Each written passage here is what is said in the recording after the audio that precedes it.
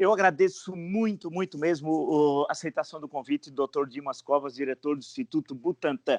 Eu acho que nunca se falou tanto de saúde no Brasil, provavelmente que durante a revolta da vacina, lá no começo do século XX, no Rio de Janeiro especialmente, mas acho que no Brasil nunca se falou tanto de saúde pública, de vacina, da necessidade do desenvolvimento da ciência e tecnologia no Brasil, de saúde pública como agora. Então, doutor Dimas Covas, primeiro eu agradeço muito a aceitação do convite por parte do senhor, e a primeira coisa que eu gostaria que o senhor falasse, o que é o Instituto Butantan? Bem, é um prazer estar aqui com você, Vila.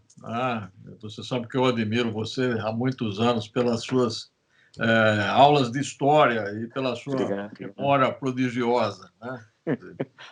E eu vou começar responder essa sua pergunta dizendo você vai gostar agora dessa historinha que eu vou contar. Sim. O Butantan, ele tem o seu início no final do século XIX, em 1898, 99. Naquela época, a cidade de Santos teve lá uma epidemia, né, de febre bubônica, de peste bubônica. Tá? E veja, naquela época, o chamado secretário de saúde, né, que era um outro nome, né, era do Serviço Sanitário do Estado, era o Emílio Ribas. Tá? E está aí, nós temos vários logradouros públicos aí com o nome de Emílio Ribas, inclusive tem um museu, tem um hospital. Tá? E trabalhava com o Emílio Ribas o Adolfo Lutz, tá certo? Que era diretor do Instituto Bacteriológico. Então, veja, essas figuras que são conhecidas de todos nós, né, contrataram um médico, um jovem médico, que era o Vital Brasil, mineiro, né, que depois incorporou no próprio nome a origem da sua cidade, quer dizer, Vital Brasil, mineiro da campanha, né, foi o nome que ele escolheu. E o Vital Brasil foi lá para Santos para combater essa epidemia, que ninguém sabia o que era ainda, né? E ele foi para examinar os mortos. Ele começou examinando os mortos. Né? E aí, quando ele já tinha feito o que nós chamamos hoje de autópsia, necrópsia, necropsia, autopsia, né? Quando ele examinou o 7º cadáver, né, ele adquiriu a peste bubônica. Né? E aí, na época, quer dizer, isso causou lá, né, um maior consternamento, né? As pessoas ficaram consternadas ali. O médico que estava cuidando da epidemia pega a peste bubônica, né? E o pessoal aqui de São Paulo pede para o Oswaldo Cruz vir do Rio de Janeiro para cuidar do Vital Brasil. Olha. E o Oswaldo Cruz veio e administrou no Vital Brasil o chamado soro antipestoso. E aí tem mais uma curiosidade, que foi produzido originalmente pelo Pasteur.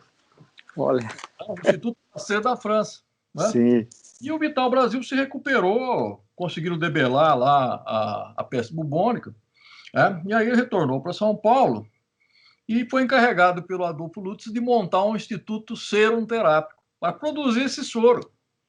Né? E em 89 e 1900, a província do estado de São Paulo comprou a fazenda Butantan, né, que é toda essa área aqui, inclui a USP, a cidade universitária, e começou aí. Né? Em 1901 foi fundado, então, o Instituto Serum Terápico, que depois virou o Instituto Butantan. Então, nós completamos esse ano 219 anos. O ano que vem vamos fazer, ou melhor, 120 anos. O ano que vem, em fevereiro. Né? E aí veio essa história de produção de soros contra venenos de cobras, depois aranhas, tá? E mais recentemente, aí, em meados do século passado, entrou na produção de vacinas. Tá? E essa é a grande tradição do Butantan, produção de soros contra venenos, né? Contra toxinas e vacinas. Quer dizer, hoje o Butantan é o maior produtor de vacinas da América Latina. Né? Aqui no Brasil, esse ano, o Butantan entregou só da vacina da gripe, Vila. Tá? As pessoas não sabem disso, mas entregou ao Ministério da Saúde 80 milhões de doses da vacina da gripe. Quer dizer, 1 a cada 3 brasileiros tomou uma vacina da gripe produzida aqui né, na fábrica do Butantan, que é a maior fábrica de vacina da gripe do Hemisfério Sul. Tá? Então, essa é a nossa tradição. Nós temos pesquisa aqui, nós temos ensino, curso de pós-graduação, formação na área de biologia, enfim. Tá? Então, essa é a história do Butantan, muito resumida, né? Mas que começou aí com já essa história de homens grandiosos aí no combate a uma epidemia. Tá? No combate, sim, sim, sim. Doutor Dimas, como é que o Brasil concentrou tão brilhantes pesquisadores? Porque são pessoas, né, que a gente conhece, mesmo que o público não saiba quem eles são, né? Mas eles sabem do Oswaldo Cruz, do Emílio Ribas, do Adolfo Lutz, Vital Brasil, né? Pasteur, as pessoas sabem, já ouviram falar, ou porque é o nome de uma escola aqui no Brasil, né? Quer dizer, como é que se concentrou tanta gente boa, importante, e no desenvolvimento da ciência de forma tão original no Brasil e em São Paulo nesse momento histórico, né? Vila, esse pessoal começou a vacinologia aqui no Brasil, começou o enfrentamento de epidemias. Eram jovens médicos com formação na Europa, com formação no Instituto Pasteur, quer dizer, na Alemanha, quer dizer, eles incorporaram ali toda a tradição, né, da medicina, da vacinologia, da imunologia da Europa, que era avançadíssima naquela época. Né?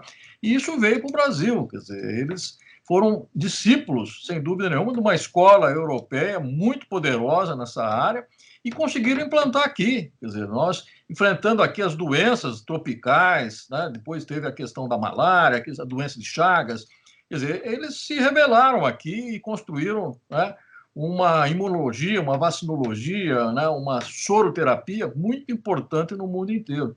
Então, essa tradição é uma tradição importante que o Brasil ainda hoje é muito respeitado. Quer dizer, o Brasil hoje ele tem um programa de vacinação que é o maior programa do mundo, na área pública, totalmente gratuito. Isso você não encontra em outros países. Você vai na China, a China, que é um outro sistema, lá a vacinação não é gratuita. Aqui no Brasil, né, é tudo de graça, mais de 2 dezenas de vacina. Então, houve um progresso enorme nessa área. O nosso SUS veio para solidificar essa experiência. E hoje a gente começa aí a perceber a importância do SUS quando a gente enfrenta uma epidemia como essa. A importância da vacina, da pesquisa. Então, tudo isso aí tem uma continuidade, né? Tem um fio histórico que mostra Sim. que essa área é uma área muito importante aqui na área de saúde pública do Brasil. E agora, doutor, o desafio frente ao coronavírus, o Covid-19, de uma vacina. Como é que o Butantan participa desse processo e como é que... E eu já vi pessoas falarem que as pessoas não entendem bem em que fase está a pesquisa da vacina. Já estão achando que amanhã podem já ir no primeiro posto de saúde e já vacinar. Então, eu queria, por favor, que o senhor nos explicasse qual é a importância do Butantan participar dessa associação com a China. Essa vacina, em que fase ela está de investigação e de teste? E quando é que nós poderemos, aqui no Brasil, caso dê tudo certo, poderemos ter a população vacinada? Essa é uma pergunta importante, Vila. Uma vacina, normalmente, ela leva 5, 6, 7 anos para ser desenvolvida. Né? Porque é um processo longo, um processo demorado, que vai do laboratório, depois faz os testes em animais, em humanos, quer dizer, normalmente é um processo longo. Agora, veja, nós estamos diante de uma pandemia cuja gravidade nós não estávamos acostumados. Você veja, a última epidemia dessas proporções foi a gripe espanhola, em 17 e 18. Então, isso acendeu aí no mundo, pelo lado pior, vamos dizer assim, pela tragédia, a necessidade de investimentos maciços, de esforços maciços, muitos capitaneados pela Organização Mundial da Saúde, para o desenvolvimento de vacinas. E aí, veja, a China foi o primeiro país a ter a epidemia e foi o primeiro que começou o desenvolvimento de vacinas. Na realidade, a China ela mostrou o seu poderio científico em muitas áreas durante essa epidemia. Quer dizer, eles sequenciaram o genoma, o material genético do vírus, em um mês. Quer dizer, isso é um feito que há 10 anos eles tiveram lá outras epidemias e não tinham essa ciência. Então, a ciência chinesa hoje, ela compete com a ciência americana. não só em termos de qualidade, mas em termos de volume, em termos de recursos. Então, eles começaram a pesquisar essa vacina logo em janeiro, e vem desenvolvendo isso. Lógico, lá na China já foram feitos os testes iniciais e agora a epidemia na China praticamente desapareceu. Então, essa nossa parceria, que é um conhecimento já antigo, porque o Butantan ele participa da comunidade internacional de produtores de vacinas, e nós conhecemos as companhias chinesas, as coreanas, as russas, as europeias, as americanas. Então, nós temos aí um círculo de relacionamento muito grande. Nós sabemos muito bem o que cada um está fazendo. Então, quando começou a epidemia aqui, nós procuramos estabelecer laços com as companhias que nós conhecíamos para já ir prevendo uma necessidade futura de vacina. E de todos os parceiros que nós temos nos relacionado, essa da China era a mais promissora, por um motivo muito simples. Primeiro, uma tecnologia que nós já dominamos. Quer dizer, nós conhecemos a tecnologia que foi utilizada lá, que é uma tecnologia tradicional. Nós utilizamos aqui. E segundo, eles precisavam de alguém com experiência para fazer estudo clínico. E o Butantan é especialista nisso. Concluiu recentemente um estudo clínico para a vacina da dengue. Então, quer dizer, foi aí um casamento de oportunidades para os chineses e para nós, e vamos fazer esse estudo clínico aqui para terminar o desenvolvimento da vacina. E essa vacina sendo aprovada, nós vamos produzir essa vacina lá na China e aqui. E aí vamos ajudar o mundo aí a combater essa epidemia, se isso for necessário lá na frente, Porque para essa epidemia ela não vai ser de grande utilidade, mas nas próximas ela poderá ser a nossa solução aí para o enfrentamento do coronavírus. Quando que nós vamos ter? Essa era a pergunta. Quer dizer, a epidemia aqui no Brasil ela vai durar até novembro, Quer dizer, as projeções aí, nesse momento, realistas, nós vamos ter uma diminuição, se tudo acontecer como está indo nesse momento, lá para outubro, novembro, ela vai começar a diminuir. Então, nós temos que fazer esse estudo clínico com 9.000 voluntários até outubro, novembro. Nós precisamos concluir esse estudo. E nós estamos numa condição muito vantajosa, que nós temos aqui regiões que estão sendo muito afetadas pela infecção. Então, é lá que nós vamos testar a nossa vacina. Então, isso nos vai proporcionar uma velocidade muito grande.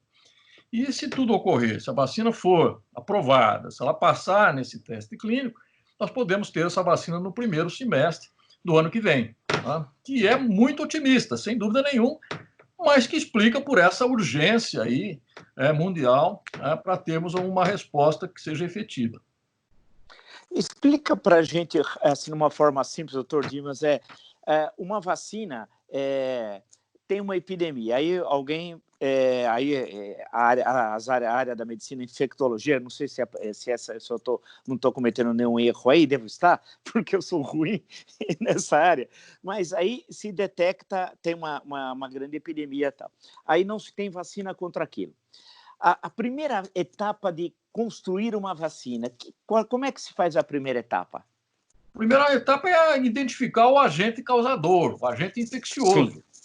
Sim, sim. No caso aqui é um vírus. Sim. Dizer, é um vírus, como outros vírus, como o vírus da gripe, tá certo? Outros vírus assemelhados. Então, identificamos o vírus. Ok, esse é o vírus, é um vírus já conhecido, quer dizer, tem vários tipos de coronavírus circulando. Os coronavírus que nós conhecemos normalmente, eles não dão doença grave, provocam um resfriado, uma síndrome gripal. Agora, ele adquiriu aí uma agressividade muito maior. Quer dizer, pensa-se hoje que ele surgiu aí da transmissão de animais para o homem. E quando isso acontece, quando há uma transmissão de um vírus entre espécies, normalmente na espécie que ele entra, ele é muito agressivo. Então, lá na China, a hipótese mais provável é que ele tenha saído do pangolim, que é um tipo de animal que é silvestre lá na China, e pelos hábitos alimentares dos chineses, isso foi introduzido no homem. né? Então, ele entrou com essa virulência, se espalhou muito rapidamente pelo mundo, né? Foi identificado rapidamente, e aí vem a segunda parte, né? Como é que eu combato isso? Quer dizer, eu sei que quando ele infecta a pessoa produz uma resposta imunológica. Quer dizer, ela monta as suas defesas contra esse vírus, né? Monta os anticorpos.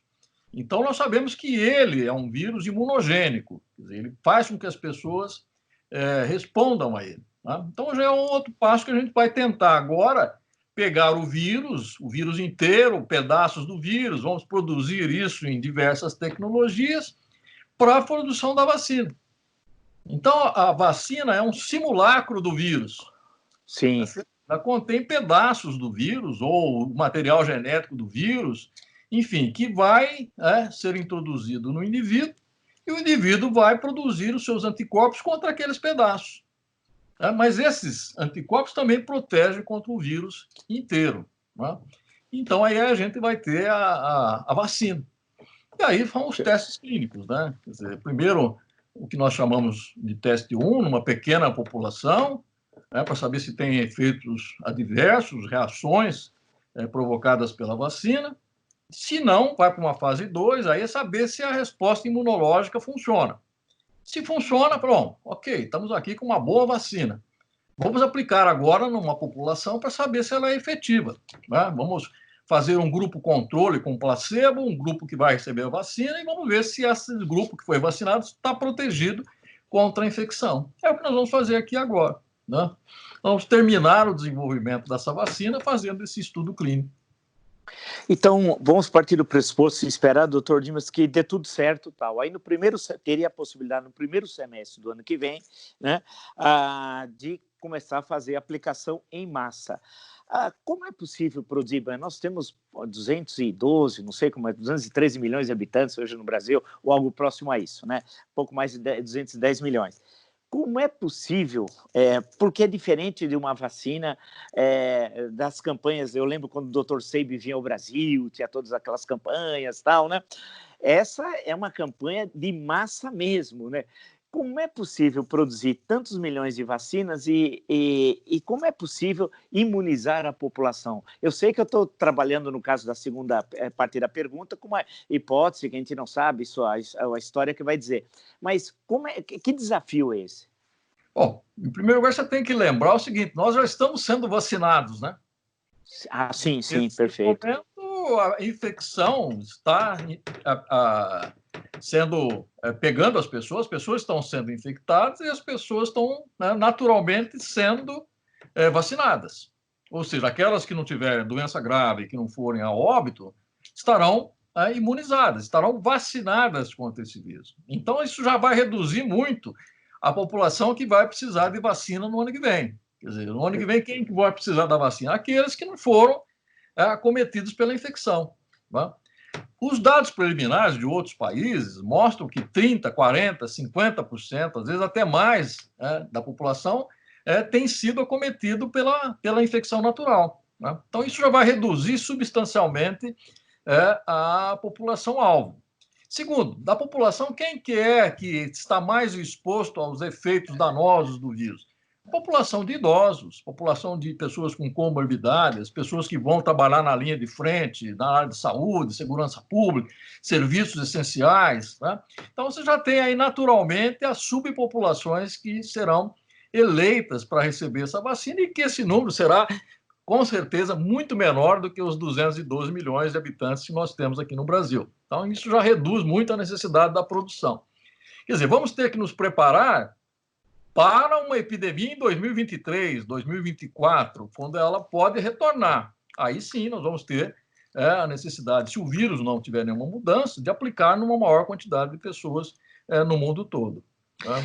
Essa questão que o senhor falou no final, esses vírus são terríveis, eles vão tendo mutações, né? Na hipótese, o que parece deve ser provável, não sei, de haver uma mutação nesse vírus, essa vacina ela também tem uma espécie de mutação, ela se readapta nesse combate? Então, isso é bem interessante, né? A gripe comum ela é produzida por 3 tipos de vírus principais. E eles mutam todo ano. Então, todo ano a vacina da gripe é uma vacina diferente. Quer dizer, a vacina desse ano não serve para a gripe que teve o ano passado, entendeu?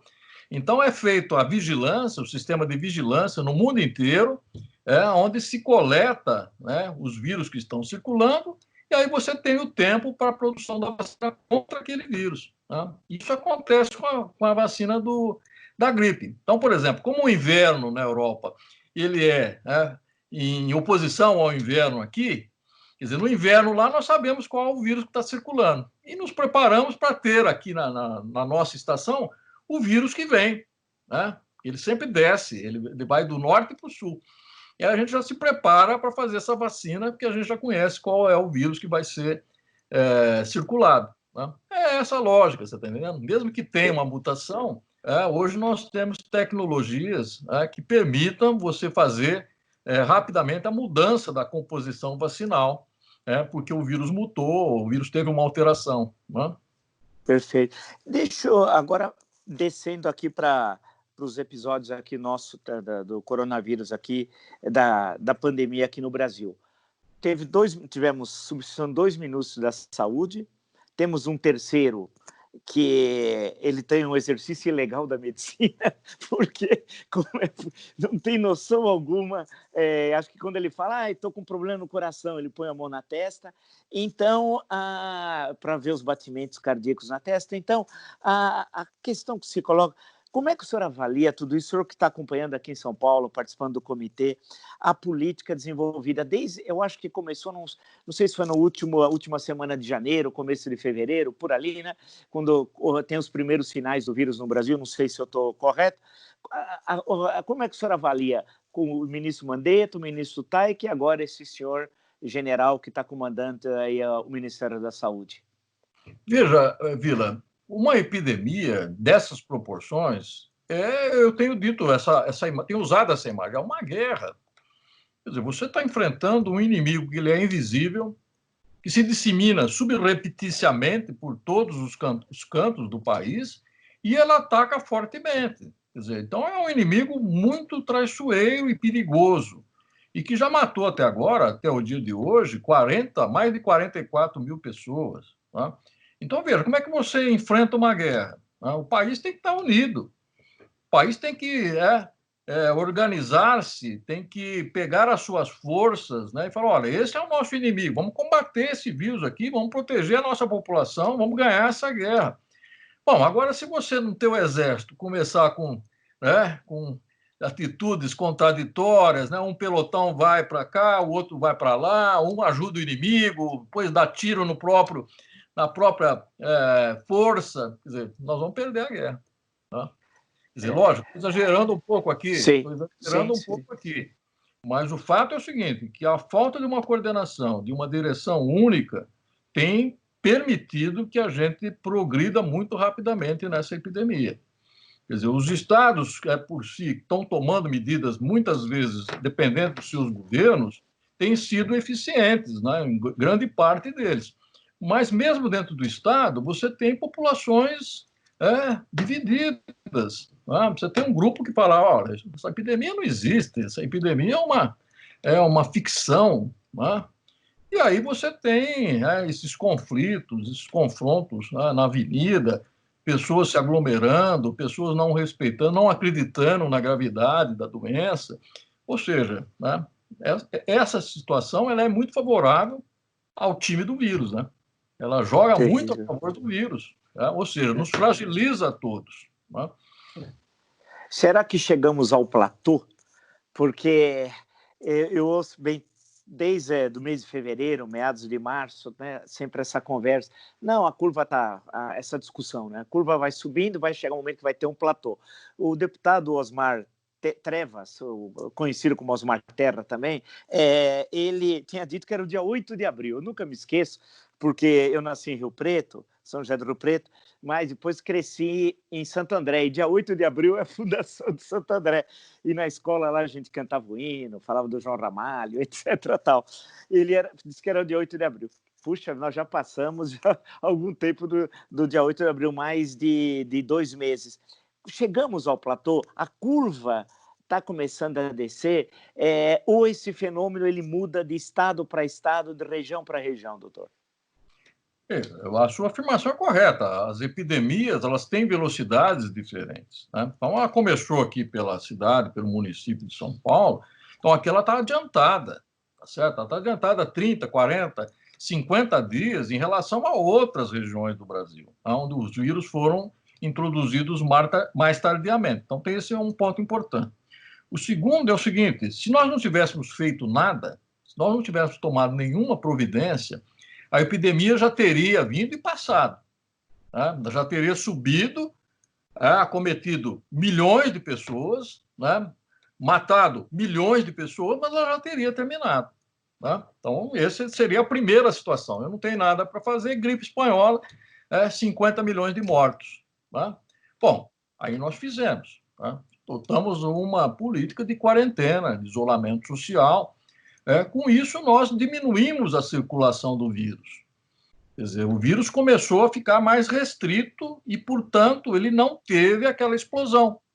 Essas pessoas ficaram protegidas nos seus domicílios, né? Ficaram protegidas das aglomerações, né? Ficaram fazendo home office, e, portanto, elas se protegeram. Ou seja, o vírus teve pouca chance de infectar muitas pessoas. E, portanto, essa curva de crescimento ela foi, né, mais suave. Mas a hora que ela se torna mais suave, ela tem um outro efeito. Ela se estica no tempo. Tá? Quer dizer, quanto mais suave ela for, mais tempo ela vai durar. Tá? Ou seja, mais tempo ela vai demorar para atingir o seu ponto mais elevado. Tá? Então, quando se fala pico, na realidade, nós não vamos ter um pico, nós vamos ter um platô mais elevado, que nós estamos chegando próximo dele. Ainda não estamos nele. Vamos chegar nele, de acordo com as previsões epidemiológicas aí, a partir do dia 23, 24 desse mês até meados de julho. Nós vamos atingir, então, uma velocidade mais elevada em termos de casos, em termos de óbitos, né? E depois, se forem mantidas ainda as condições da quarentena, porque isso depende também. E se a quarentena acabar, a curva vai subir de novo. Se forem mantidas nas condições atuais, nós vamos conseguir levar essa curva, como eu disse, ela até para outubro, né, numa situação de relativo controle.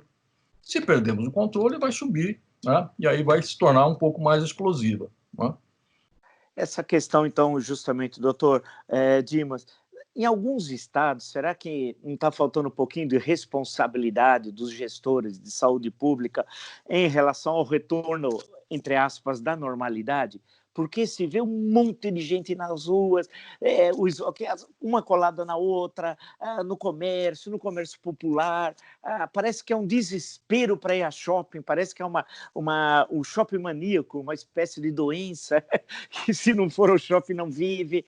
Nós não estamos levando o meio na base da gozação. Olha, isso já passou, esse pessoal é muito exagerado dessas autoridades de saúde pública, está morrendo muito menos gente do que eles falaram, aquele descrédito que nós que não passamos por conflitos tão graves como a Europa passou no século XX, 2 guerras mundiais, alguns países passaram por guerra, além disso por guerras civis, nós não estamos levando o meio na base da brincadeira, algo seríssimo?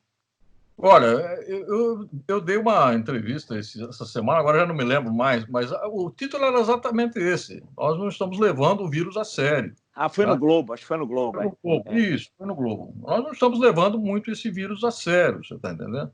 Quer dizer, nós, ao mesmo tempo que achamos que é uma coisa que está ameaçando, que está causando procura nos hospitais, etc., etc., a gente acha que pode ter uma vida normal, né? O que é uma contradição. Quer dizer, nós não vamos ter uma vida normal ainda por um bom tempo, você está entendendo? Então, se você pegar aqui a região do estado de São Paulo, o estado de São Paulo está em quarentena.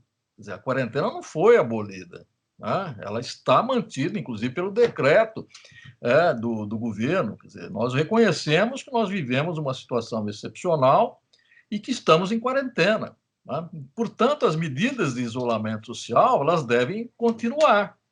Né? O que se tentou aí, no sentido de não sufocar uma parcela da população, do ponto de vista econômico, foi dar alguma flexibilidade, mas sem afetar a quarentena. Esse é o espírito. Né? Então, no chamado Plano São Paulo, aqui, que é um bom plano, né? Ele ofereceu um termômetro. Falou, olha, eu vou dar aqui para vocês, de uma forma muito simples, um termômetro, e que vai ter 5 cores. Quer dizer, uma febre alta é uma febre que está baixando, que é a febre laranja, uma que, olha, já melhorou, né? Que é a amarela, e assim por diante. Né? Bom, mas o termômetro, ele está medindo a febre. Tá certo? Ele está medindo que a pessoa, a epidemia está acontecendo, ela não desapareceu, tá certo? Então eu tenho que olhar o termômetro como um indicador das medidas que eu preciso tomar e não das medidas que eu posso não tomar. Aí tem uma diferença fundamental, tá certo? Quando a pessoa vai para o shopping, ela fala, não, mas o shopping só vai funcionar com 20% da sua lotação. Perfeito, tem lá um sistema, né, todo sofisticado, para a hora que chega a 20%, fecha a porta do shopping. Vamos ir do lado de fora. Né? Eu vi lá no shopping de Santos, quer dizer, o shopping fechado, uma fila quilométrica do lado de fora, e as pessoas todas ali aguardando, como você mesmo disse, a abertura, né, dos próximos 20%, né, todas aglomeradas, todas, né, se confraternizando. Né? Eu vi comemorações, quer dizer, em algumas cidades o centro comercial das cidades parecia final de Copa do Mundo, né? As pessoas com pacotes, com coisa. Eu falei, bom, isso aí é que a população, de fato, não entendeu a mensagem. E aí é importante que a gente sempre reforce. Nós estamos em quarentena. Nós temos que manter o afastamento social. Senão, o vírus vai de novo voltar e vai crescer de novo o número de pessoas infectadas, o número de pessoas internadas. Tá? É uma relação quase que direta. Tá? Então, precisa ter muito cuidado nesse momento. Uma última questão, doutor Dimas. Qual é o ensinamento? Não vou dizer que vai ficar, porque o processo ainda está ocorrendo, mas se é possível já nesse momento, no calor da hora, saber qual é o grande ensinamento que esse surto de coronavírus está dando a nós aqui no Brasil, no campo da saúde pública? Eu acho que é para o mundo, viu, Vila? Para o O mundo, Brasil, sim. indubitavelmente, para o mundo. Quer dizer, essa epidemia mostrou que o mundo é muito frágil quando se fala em vírus, em doenças infecciosas. Quer dizer, o mundo estava preparado para uma guerra nuclear. Né? Quer dizer, Estados Unidos, Rússia, China, estavam todos preparados lá para enfrentar uma guerra nuclear, mas não estavam preparados para enfrentar um ser microscópico, né, invisível, que é um vírus. Ou seja, nós temos que aprender muito e nos prepararmos, porque essa é uma epidemia, mas virão outras. Né? Sim, sim. À medida que nós penetramos no meio ambiente, nós penetramos nas selvas, que lá são reservatórios de vírus, nós vamos entrar em contato com vírus, e esses vírus vão se tornar tão agressivos quanto esse coronavírus. Então, nós precisamos aprender, precisamos nos preparar, precisamos ver que os países que não têm sistema de saúde vão ser os que mais sofrem, os que mais estão sofrendo. Né? O nosso SUS aqui, ele está sendo muito útil nesse momento, mas ele precisa ser fortalecido, porque nesse momento também apareceram as suas fragilidades, você está entendendo? Quer dizer, as fragilidades do município, que é onde a saúde se exerce efetivamente, né? Lá é a ponta mais frágil do sistema hoje. E lá que nós precisamos aprender a melhorar, a colocar a população sempre em contato com essas questões de saúde, que isso é fundamental, né? Para prevendo aí situações futuras que com certeza poderão se repetir. Poxa, agradecer muito, então, Dr. Dimas Covas, diretor do Instituto Butantan, sua gentileza nessa nossa conversa aqui. Nós discutimos muito política, economia, questões jurídicas, mas estamos começando a ver a importância, né? E hoje a população acho que cada vez vê mais da saúde, da saúde em geral e em particular do que se chama de saúde pública e tal. E dessas questões, a importância da ciência e tecnologia, dos gastos em ciência, da importância do Butantan, que muita gente em São Paulo acho que não sabia nem que existia o Butantan. Vai passando o tempo, as pessoas vão esquecendo. A minha geração sabia, porque o senhor falou da malária, eu lembrava lá em Rio Preto, lá que tinha a campanha da malária e tal. Então, acho que as pessoas estão aprendendo quão importante é isso. Então, muito obrigado essa possibilidade que nós tivemos de bater um papo aí. Eu que agradeço, Vila. Um grande abraço a todos vocês aí. Valeu, então. Até mais, doutor Dimas, então.